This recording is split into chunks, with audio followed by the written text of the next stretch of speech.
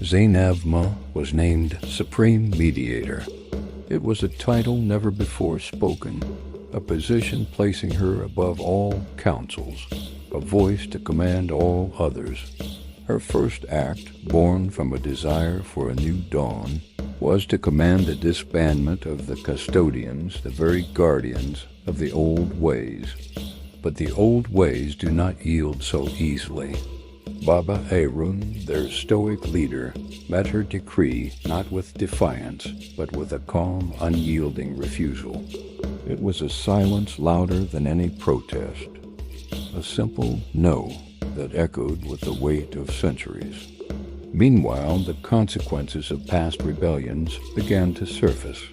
Chitty Bear, once Zainabama's closest ally, the fire to her vision, now faced charges for his unsanctioned actions. The council, ever watchful, sought her judgment. But Zainabma remained silent. In the world of power, silence is never empty.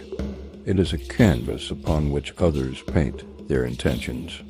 The council saw her silence not as indecision, but as consent. The verdict was set. The air in the private chamber was thick with unspoken words.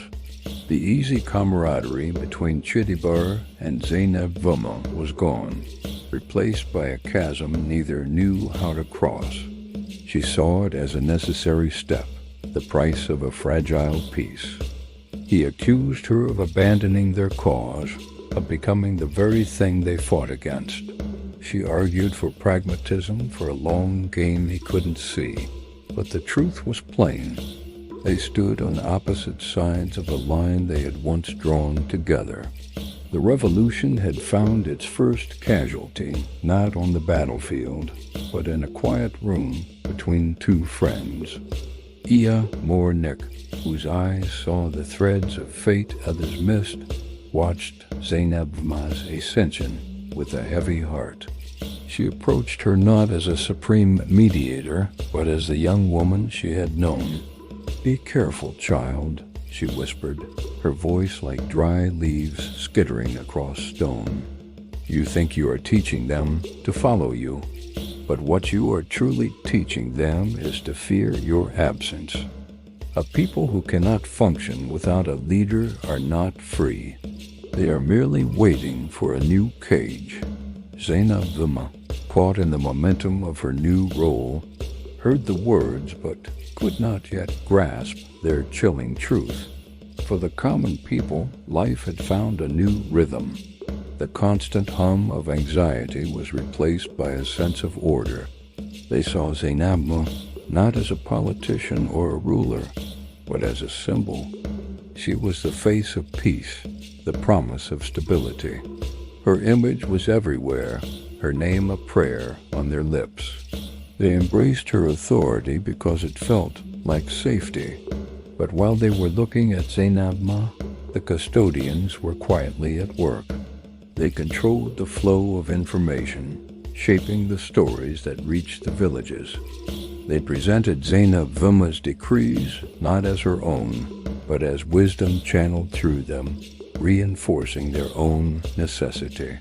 They were building a new structure of power, with Zainabma at its peak and themselves as its unshakable foundation. The day of Chitibear's judgment arrived. The council, empowered by Zainabvuma's perceived endorsement, delivered their sentence. Not death, for that would make him a martyr. Instead, they chose exile, a living ghost, banished from the lands he fought to liberate. As he was led away, his eyes found Zainabvuma's one last time. There was no anger left, only a profound, hollow sadness. He had seen the future, and it was one he would have no part in. Not long after, the custodians came to Zainabvuma with a gift. It was a stool, carved from the heartwood of an ancient Iroko tree. It was not a throne, ornate and gilded, nor was it a commoner's seat. It was something in between, a symbol of her unique position. It was a seat of judgment, a mediation of singular authority. They presented it with deep reverence, and as she sat, a subtle shift occurred. The lines blurred. She was neither the people's champion nor the council's puppet.